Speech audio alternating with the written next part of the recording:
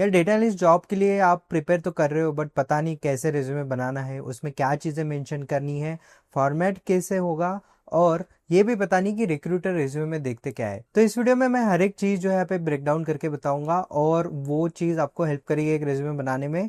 साथ में मैं कुछ रिसोर्सेज शेयर करूंगा जो आपको हेल्प करेंगे एक अच्छा रिज्यूमे बनाने में और एक डेटा एनालिस्ट इंटरव्यू क्रैक करने के लिए। सो without wasting your time, let's get started. Step 1, understand what recruiters looking for. अब यहाँ पे सबसे पहले आपको जाना है लिंक्डइन पे और आपको चेक करना है कि डेटा एनालिस्ट हायरिंग के लिए जितने भी यहाँ पे जॉब डिस्क्रिप्शन है उसमें क्या क्या चीज़ें पूछी जाती है। बेसिकली आपको सभी जॉब डिस्क्रिप्शन में 3 चीज़ें कॉमन मिलेगी। First is technical skills. अब टेक्निकल स्किल को अगर मैं आपको ब्रेक डाउन करके बताऊँ तो they'll ask you for Excel, SQL, Power BI, Tableau, Python, ये सब चीज़ें आपको पूछेंगे। साथ ही में कुछ कंपनीज आपको पूछ सकती है जैसे टूल्स लाइक क्विकव्यू, और उसके साथ में आपको स्टैटिस्टिक्स भी पूछे जा सकते हैं। तो ये सब चीज़ें जो है आपके टेक्निकल स्किल्स में आती है। उसके बाद में दे आस्क फॉर द प्रोजेक्ट्स और वर्क एक्सपीरियंस। अब ये डिपेंड करता है कि अगर वैकेंसी जो है फ्रेशर्स के लिए है तो दे आस्क फॉर प्रोजेक्ट्स, मतलब आपका जो है रिज्यूमे में प्रोजेक्ट होगा। और अगर एक 3 4 5 ईयर्स के एक्सपीरियंस के लिए है then they ask for experience. And third is business understanding. So business understanding is basically आपके पास अगर डेटा है तो आपको उसको जो है ट्रांसफॉर्म करने आना चाहिए इन इनसाइट्स जो बिजनेस को हेल्प कर सकते हैं प्रॉब्लम सॉल्व करने के लिए। Okay, these 3 things will be very important. अगर इसमें से आप कहीं पे भी लैग करते हो तो वहाँ पे आपको रिवर्क करने की ज़रूरत है, और ये सब चीज़ें आपको रिज्यूमे में मेंशन करनी ही है। और एक चीज़ आपको याद रखनी है, जब भी आप कहीं पे भी अप्लाई करते हो तो रिक्रूटर जो है 10 to 15 सेकंड में ही आपका रिज्यूमे देख लेता है, या तो वो सिलेक्ट होगा या तो रिजेक्ट होगा। तो ये एक चीज़ आपको हमेशा ध्यान में रखनी है कि जो भी चीज़ आप मेंशन करते हो बहुत क्रिस्प होनी चाहिए। ऐसा नहीं होना चाहिए कि आपने सर्फ चीज़ें लिख दी और वो रिज्यूमे रिजेक्ट हो गया। ऑल्सो वन मोर थिंग, अब ये सब प्रोसेस में सबसे इंपॉर्टेंट चीज़ आती है आपकी कम्युनिकेशन स्किल्स एंड इंग्लिश। मुझे बहुत सारे लोग क्वेश्चन पूछते हैं कितनी इंग्लिश अच्छी होनी चाहिए ये जॉब इंटरव्यू क्रैक करने के लिए। अब कितनी होनी चाहिए इसका तो कोई आंसर नहीं हो सकता है, बट हाँ मैं यहाँ पे एक टूल सजेस्ट कर सकता हूँ जिसका नाम है स्पार्की एआई। अब ये क्या है, एआई फ्रेंडली टूल है जो आपको हेल्प करता है, आपकी इंग्लिश जो है इंप्रूव करता है, और साथ ही में आपकी ओरल कम्युनिकेशन स्किल्स जो है वो भी इंप्रूव करता है। Sparky is a voice based app जो आपको हेल्प करता है, जहाँ पे आप जाके 10 मिनट हर रोज बात करके आपकी कम्युनिकेशन इंप्रूव कर सकते हो। अब इससे क्या होता है, आपकी फ्लुएंसी, ग्रामर, प्रोनाउंसिएशन और ओवरऑल कम्युनिकेशन स्किल जो है इंप्रूव होती है। और बहुत सारे लोग जो है इंग्लिश प्रैक्टिस करते टाइम हेजिटेट करते हैं, और ये जो है एक ऐप है इसलिए आपको हेजिटेशन करने की जरूरत नहीं है, बिकॉज ये आपको किसी भी चीज के लिए जज नहीं करता है। सो ये जो है 24/7 आपके लिए अवेलेबल है, और इंस्टेंट जो है आपको करेक्शंस भी देता है, और साथ ही में जो भी आपका लेवल है कम्युनिकेशन उसके लेवल से ही आपको ये रियल टाइम फीडबैक देता है, ताकि आप जो है आपके कम्युनिकेशन पे और अच्छे से वर्क कर सको। अब आप हो सकता है कि प्रिपेयर कर रहे हो किसी इंटरव्यू के लिए, या फिर हो सकता है आपका कोई कॉलेज में प्रेजेंटेशन हो, स्कूल में प्रेजेंटेशन हो, या फिर हो सकता है आप वाइवा के लिए जो है प्रिपेयर कर रहे हो, तो ये जो है आपको हेल्प करेगा आपकी कम्युनिकेशन इंप्रूव करने के लिए। अब जब भी आप ये रिज्यूमे भी बनाने के बाद जब भी कंपनी के लिए अप्लाई करोगे तो जब इंटरव्यू क्रैक होगा तब आपको क्वेश्चन पूछे जाएंगे। अब यही रियल टाइम सिमुलेशन आप इस ऐप में भी कर सकते हो। वो जो आपको क्वेश्चन पूछेगा जैसे tell me more about yourself, why should we hire you, this kind of question जो है वो ऐप आपको पूछेगा, आपको उसका आंसर देना है, और उस पर ही आपको करेक्शन मिलेंगे कि आपने ये चीज़ बोलनी चाहिए थी, नहीं बोलनी चाहिए थी, whatever it is there, वो सब चीज़ें जो है आपको स्पार्की एआई बताएगा। और ये इंटरव्यू के लिए और ओवरऑल इंग्लिश इंप्रूव करने के लिए बहुत अच्छा टूल है, that's why I am suggesting this tool to you guys.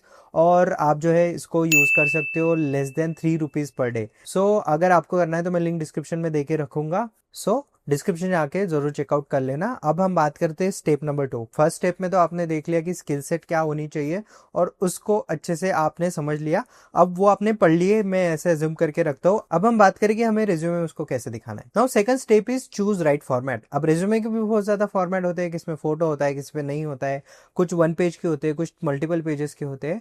तो हमें मल्टीपल पेजेस में नहीं जाना है, हमें 1 पेज पे ही रिस्ट्रिक्ट करना है। मैं अज्यूम करता हूँ अगर आपका 0 to 3 4 5 ईयर्स तक का भी एक्सपीरियंस है, आप फ्रेशर भी हो, तो भी आपको 1 पेज तक ही आपका रिज्यूमे जो है रिस्ट्रिक्ट कर रखना होगा। ओके, इससे क्या होता है, ये ATS प्रूफ भी हो जाता है, मतलब वो रीडिंग में जो है बहुत ज़्यादा ईजी हो जाता है टू द HR और द रिक्रूटर है उनके लिए भी। तो इसमें कुछ चीज़ें आपको मेंशन करनी पड़ेगी, लाइक योर प्रोफाइल समरी। अब प्रोफाइल समरी के लिए मैं जो है यहाँ पे ChatGPT का प्रॉम्प्ट बोलूंगा कि आप ChatGPT पे जाना और सर्च करना, और उसको ये प्रॉम्प्ट में ये लिखना कि I am a fresher student, but I have some skill set, but I don't want to show that I am a totally fresher person for this job role. तो उसके हिसाब से जो है वो जॉब समरी लिख के देगा। और ये चीज़ आकाश को हेल्प की थी, उसका रिज्यूमे जो है सिलेक्ट हो गया था और उनको जॉब मिल गया था। उसका जो फुल पॉडकास्ट है वो चैनल पे अवेलेबल है, वो आप जाके ज़रूर चेकआउट कर लेना। देन उसमें आपको जो आपका रिज्यूमे होगा उसमें आपका पहला सेक्शन तो प्रोफाइल समरी आ जाएगा, दूसरा सेक्शन आपका स्किल्स का आ जाएगा, फिर एजुकेशन, देन उसके बाद में जो है आप आपका एक्सपीरियंस, चाहे वो आपका फुल टाइम एक्सपीरियंस हो या इंटर्नशिप हो, वहाँ पे मेंशन करनी है। और लास्ट में आप जो है सर्टिफिकेशंस भी मेंशन कर सकते हो। एजुकेशन को ज़्यादा आपको हर ईयर के आपको मार्क्स दिखाने की ज़रूरत नहीं है, यू कैन जस्ट आपकी डिग्री जो है वो मेंशन कर सकते हो और उसमें मार्क्स मेंशन कर सकते हो। तो ये जो 4-5 चीज़ें हैं वो आपको अच्छे से दिखानी है आपके रिज्यूमे में, और ये बहुत क्लिस्टर क्लियर होनी चाहिए, ज़्यादा लेंदी भी नहीं होनी चाहिए। अब इसमें जो है प्रोफाइल समरी आप 2-3 लाइन्स की रख सकते हो। उसके बाद में आपके मार्क्स या फिर आपका जो डिग्री है वो आप एक लाइन में ही सम अप करके क्लोज कर सकते हो। उसके बाद में आपको आपका वर्क एक्सपीरियंस और आपकी स्किल्स अच्छे से एक्सप्लेन करनी है। अब जिनके पास वर्क एक्सपीरियंस नहीं है वो प्रोजेक्ट्स को एक्सप्लेन कर सकते हैं, और बहुत अच्छे से आपको उसको एक्सप्लेन करना पड़ेगा। इसके लिए मैं ऑलरेडी वीडियो भी बना चुका है, वो जाके आप चेकआउट कर सकते हो, या फिर इस वीडियो में भी वैसे हम बात करने वाले हैं in detail. Now step 3 is right a powerful summary. अब आपकी प्रोफाइल समरी जो है आपको अच्छे से लिखनी है, और इसमें जो है आपको चैट जीपीटी का यूज़ करना है। First of all chat GPT में जाना, वहाँ पे आपको लिखना है I am a fresher, okay, but I don't want to show as a fresher on my profile, okay, और ऑन माय रिज्यूमे। उसके बाद उसके नीचे लिख देना I am Vishal and I am 2025 pass out from this college and I have done this degree. After that I have earn SQL Python, जो भी आपकी स्किल्स है वो आपको मेंशन कर दो। उसके बाद आप ये लिख सकते हो कि please summarise my profile in 3 lines. I want to mention this in my resume where I don't want to sound like a fresher as I already have this expertise in my resume. बस इतना चीज़ लिख दो, वो आपको 2-3 lines prepare करके देख देगा। उसमें जस्ट एक बार जो है चेक कर लेना कि ज़्यादा हाईफाई चीज़ें तो नहीं है। अगर नॉर्मल है just copy and paste it, ये आपका समरी का काम हो जाएगा। ऑल्सो एक टिप है यहाँ पे कि आप hard working and focus and this thing, ये जेनरिक वर्ड उसमें बहुत यूज़ करना, उसमें पूरा टेक्निकल रखने देना जो भी है, और आपके एक्सपीरियंसेस के बारे में आप जो है उसमें लिख सकते हो।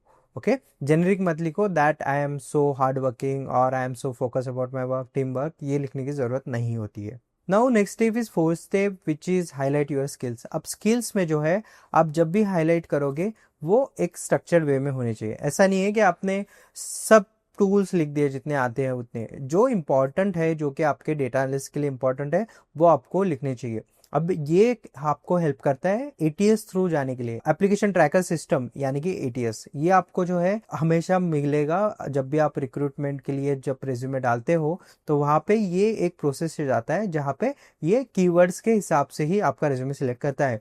अब जैसे डेटा एनालिस्ट के लिए अगर कोई अप्लाई कर रहा है तो बेसिक नेसेसिटी होती है कि उसको जो है ये बेसिक स्किल्स आनी चाहिए, टेक्निकल स्किल्स, और अगर ये स्किल्स आपके पास नहीं है तो आपका रिज्यूमे आगे नहीं जाएगा। तो इसके लिए ये सेक्शन होना is very important which is skills section. अब इसमें आपको लिखना है, जैसे मैंने स्टार्टिंग में बताया था कि टेक्निकल स्किल्स, बिजनेस अंडरस्टैंडिंग, और उसके साथ में बहुत सारे सेक्शंस आप बना सकते हो, जैसे कि आप बना सकते हो database and quarrying, programming languages different different. उसके अलावा अगर आपको डोमेन नॉलेज है, जैसे आप अगर मार्केटिंग से आए हो या फिर कोई अदर डोमेन से आए हो जहाँ पे आपने कुछ टूल सीखे हैं, जैसे गूगल एड्स हो गया, गूगल एनालिटिक्स हो गया, ये चीज़ें अगर आपने सीखी है तो आप वो भी वहाँ पे जाके मेंशन कर सकते हो। ये आपको हमेशा हेल्प करेगा to go through ATS. Step 5 adds projects that will speak for you. अब इसमें आपको 3 प्रोजेक्ट डालने हैं, 3 से ज़्यादा मत डालना, बिकॉज फिर वो हाफ ऑफ द पेज जो है, स्पेस जो आपकी रिज्यूमे पे होती है, वो आपके प्रोजेक्ट्स ले लेंगे। तो आपको 3 जो है अच्छे प्रोजेक्ट यहाँ पे मेंशन करने हैं। मेंशन इसलिए करने हैं क्योंकि प्रोजेक्ट के अलावा अगर आपके पास वर्क एक्सपीरियंस है तो वो आप कर सकते हो, बट अगर नहीं है तो projects is the last choice for you guys. Okay, अब इसमें एक चीज़ आपको हमेशा याद रखनी है, जब भी आप जॉब डिस्क्रिप्शन देखते हो किसी भी जॉब के लिए अप्लाई करने से पहले, तब ये सेक्शन आपको हमेशा चेंज करना है। फॉर एग्जाम्पल, अगर कोई कंपनी हायर कर रही है and they want Excel, SQL और पावर बीआई, ये 3 ही चीज़ें उनको चाहिए, तो ट्राई करो कि पहला जो प्रोजेक्ट है आपका एक्सेल का हो, दूसरा एसक्यूएल का हो, तीसरा पावर बीआई का हो, या फिर तीनों का मिक्स करके 3 आपने अलग अलग प्रोजेक्ट बनाए हो। अब ऐसा क्यों बोल रहा हूँ, क्योंकि कंपनी को पाइथन नहीं चाहिए, तो पाइथन का रिज्यूमे में दिखाने का कोई सेंस नहीं बनता है। तो प्रोजेक्ट नहीं दिखाया तो भी चल जाएगा। ओके, तो उसके अकॉर्डिंग ही आप जो है आपके रिज्यूमे में आपके प्रोजेक्ट्स को दिखा सकते हो। अब आपको प्रोजेक्ट कैसे दिखाना है, इसके लिए एक डेडिकेटेड वीडियो बनाया है कि आपको कैसे लाइन लिखनी है, टाइटल कैसे लिखना है, डिस्क्रिप्शन कैसे लिखनी है, स्किल सेट कैसे देखनी है, और कीवर्ड्स कैसे यूज़ करने हैं। तो ये सब चीज़ें जो है मैंने उस वीडियो में जाके बताई है, तो आप वो वीडियो जाके चेकआउट कर सकते हो। Now step 6 is show your work experience. अब वर्क एक्सपीरियंस हो सकता है आपका इंटर्नशिप हो या फिर जॉब एक्सपीरियंस हो। अब हो सकता है कि बहुत सारे लोगों ने इंटर्नशिप की है बट वो रिलेवेंट नहीं है, लेट्स से कि आपके डेटा एनालिसिस से रिलेटेड नहीं है, आपने मार्केटिंग में की है, show it. Okay, no issue. आपको दिखाओ उसको, आपको ये दिखाओ कि आपने जो है ऐसे ऐसे इसमें काम किया है, ये कंपनी का नाम है, इतना ड्यूरेशन है। उसके बाद में जो है आप उसको थोड़ा एक्सप्लेन करो, उसमें आप ट्राई करो कि एनालिटिक्स वर्ड डालने के लिए कि मैंने इसका एनालिसिस किया, उसका एनालिसिस किया।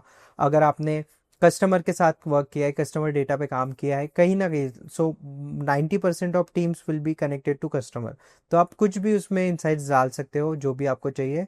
ट्राई करो, कुछ नंबर भी मेंशन कर सकते हो। ट्राई करो कि उसमें कुछ आप किसी प्रोजेक्ट पे काम किए तो उसको थोड़ा सा ब्रीफ में जो है वहाँ पे एक्सप्लेन कर सकते हो। ओके, वर्क एक्सपीरियंस वालों को शायद बताने की ज़रूरत नहीं है, बट अगर आप अदर डोमेन से भी हो, जैसे अपने ऑपरेशन से काम किया है, तो प्लीज़ मेंशन करो, क्योंकि आपका पास्ट वर्क एक्सपीरियंस भी आपको हेल्प करता है एक डेटा एनालिस्ट जॉब लेने के लिए।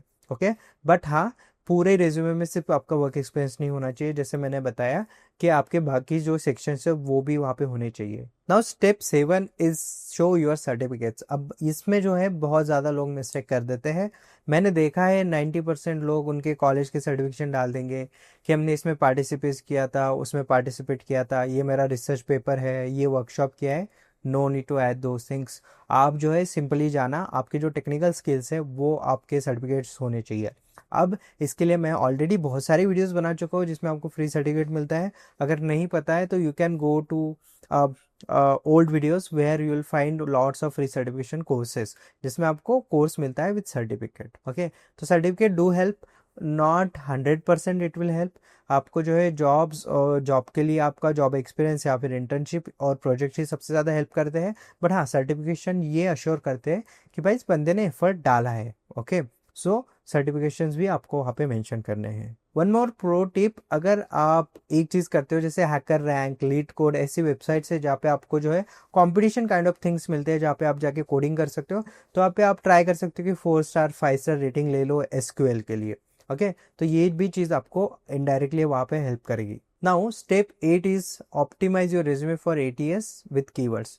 अब इसके लिए आपको क्या करना है, जब भी आप ये सब सेक्शंस जो मैंने बताया आपको, प्रोफाइल समरी, टेक्निकल स्किल्स और आपका वर्क एक्सपीरियंस, प्रोजेक्ट्स और सर्टिफिकेशन जो भी आप मेंशन कर रहे हो, उसको लिखते टाइम ना आप चैट जीपीटी की या फिर कोई भी एआई टूल की हेल्प ले सकते हो। उसमें आपको प्रॉम्प्ट ये डालना है कि ये जो है मैं डेटा एनालिटिक्स के लिए जो है प्रिपेयर कर रहा हूँ, please add some keywords so that this resume can go through ATS. Okay, बस ये चीज़ आपको ध्यान में रखनी है, और जो भी वो टेक्स्ट जनरेट करके देता है उसको आपको कॉपी पेस्ट करना है आपके रिज्यूमे में। मैं बस ये बोल रहा हूँ कि आपको जस्ट जॉब डिस्क्रिप्शन जो आप टाइप कर रहे हो उसको कीवर्ड्स की हेल्प लेनी है with using of chat GPT. Okay, so ये आपको हेल्प करेगा एटीएस को पास करने के लिए। Now last and most important tip, जब भी आप आपका रिज्यूमे क्लियरली बना लोगे तो उसको आपको डालना है चैट जीपीटी में, और उसको पूछना है please go through this document, please tell me if there is any typo.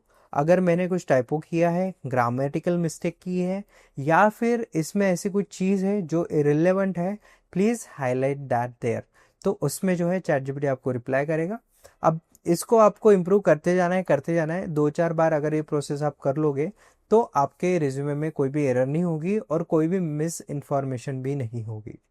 तो अगर ये स्टेप्स आप फॉलो कर लेते हो, जो स्टेप्स मैंने यहाँ पे बताई है, तो आपका एक परफेक्ट रेज्यूमे यहाँ पे बन जाएगा, और ये पावरफुल रेज्यूमे आपको हेल्प करेगा एक डेटा एनालिस्ट का जॉब क्रैक करने के लिए। सो इसमें जो भी चीज़ें मैंने एक्सप्लेन की है वो आप कर लेना, साथ ही में जो स्पार्की एआई के बारे में बताया है जो आपको ओवरऑल कम्युनिकेशन स्किल्स इंप्रूव करने के लिए हेल्प करेगा, तो उसको भी जाके आप चेकआउट ज़रूर कर लेना। ओके, सो आई होप ये वीडियो आपको जो है पसंद आया होगा। पसंद आया तो लाइक ज़रूर कर देना, चैनल को जो है सब्सक्राइब कर देना। मिलते हैं नेक्स्ट वीडियो में। Thank you for watching this video. Thank you.